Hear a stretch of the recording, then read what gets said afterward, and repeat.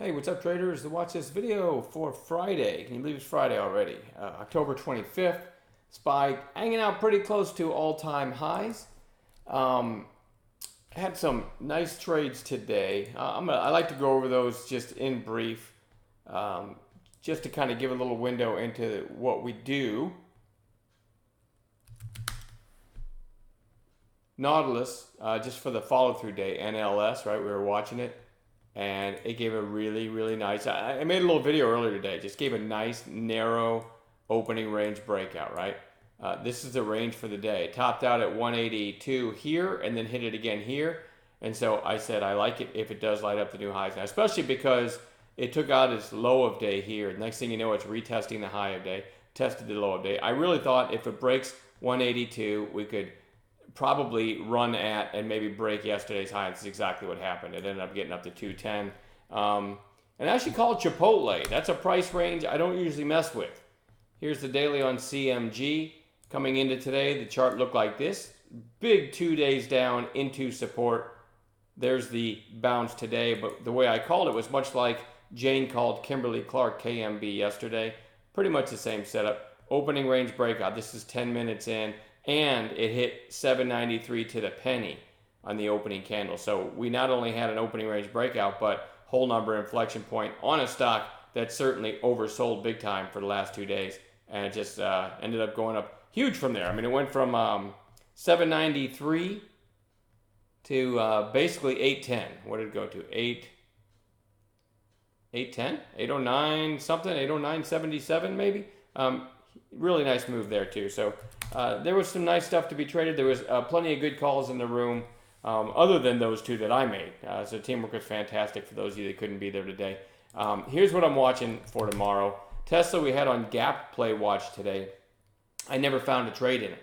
So it just, and it ended up closing about where it opened after the entire day. But look what happens. This is why the after hours trading I like so much more. That once the market opens, look at how narrow the range was most of the day. Look at most of these candles.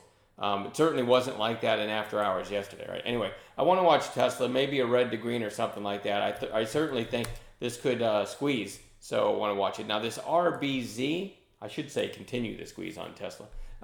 RBZ, okay, just a little bit extra volume today, but I happened to actually notice it in after hours because it was trading up at 174. So it's got nice consolidation, a nice base sideways here, and potentially a gap and go tomorrow. We'll see if it's still gapping in the morning. I didn't check to see if it had news, but I think it's worth watching. It might just be running, continuation of that late day run it had, so who knows.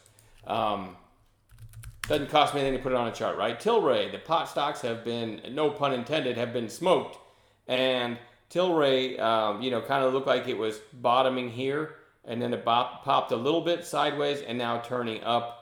So we're going to see if that has a follow-through day in it tomorrow. When you look at 5-minute candles, had a pretty nice run today. A big afternoon run, gave some of it back late in the day.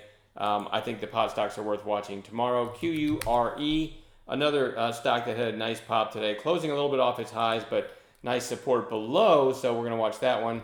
Lyft and Uber, both of them, had the big pop 3 sessions ago, inside day, a nice solid green close today. You can kind of call this a little 3-day flag pattern. And Uber, kind of the same thing. You had the big pop, and it's curling right back up near the highs of that big day 3 days ago. So both of those on long watch. T-Rove had this pop, gave most of it back, a quiet day, and all of a sudden today back up near this 3-day high.